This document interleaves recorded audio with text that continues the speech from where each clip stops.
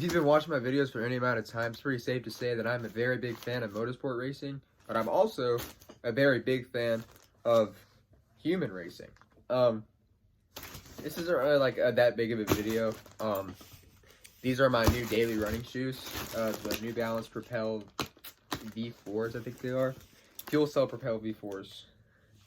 I'm excited to open it because I had a pair of Brooks that I've been running in since cross country season started in the summer, and now they're getting kind of old going into track season, so I'm a distance runner. Yeah, here's the box, fuel cell. I'm excited to get out and run these. Here we are. Pretty just everyday shoe, just everyday shoe to running. They're not gonna be like my speed workout shoes, just my everyday running shoes, which is what I do everyday running. I do mileage every day. Probably will be buying some dragonflies, and I will be doing a review on those. Some dragonflies for dragonfly spikes for races and track practice on the actual track. My school doesn't have a track, so we need to be bussed over like 20 miles away to come. So, anyways, here's the shoes. Let me get a look at them without my glasses on. They look pretty nice. Bottom here, good grip. They feel surprisingly lighter than my Brooks. Very squishy.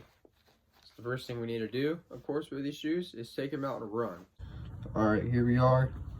Wearing them, they look a little big on me. Maybe just because the soles are ginormous, but it's all right. There we go. I guess it's time to get out and run. All right, halfway through a run. Figured I'd stop and show y'all so far. Right now I'm at like a slightly fast, moderate pace, about like a 6:34. They feel way faster and way more supportive than my Brooks ones, where it barely feels like I'm even running on anything.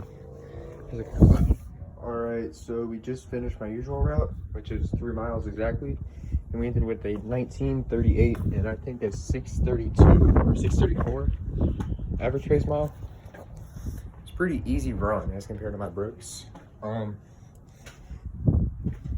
Yeah, I felt like a lot less effort was being put forth to run faster. Like usually in my Brooks, I'd run maybe a 7 on that route. There's a lot of hills on that route. It kind of looked like a hilly neighborhood. I'd be like tired and wiped out. But I just ran a 6:32 and it felt a lot easier, so it was definitely time to get some new shoes. So yeah, I'd highly recommend these. These are pretty cheap, like $70. Well, that's $30 isn't that cheap, but well, Brooks aren't either. I'd highly recommend them. I like them a lot. Very comfortable. All right, for a little bit of a comparison, here's the ones that I bought all the way back in July 2024. They're Brooks Rebel 7s. They're a bit muddy because of the run I did yesterday. It rained the day before. Well, yeah.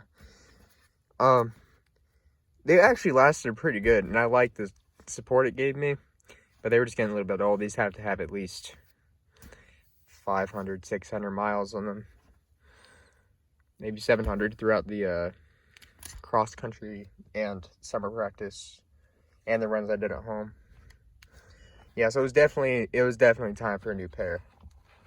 I just kept holding it off because they weren't really giving me pain, but I guess I just got so used to the way they felt that I didn't notice that it was actually affecting my times on my daily practices. So then I got these. Look how thick these are. They're very cushiony and they support you really well when you're running. Like I said, it's just like I wasn't really running on anything like concrete or dirt, because I ran on both concrete and dirt. Yeah. They're very enjoyable shoes. I would recommend. Yeah. Thanks for watching.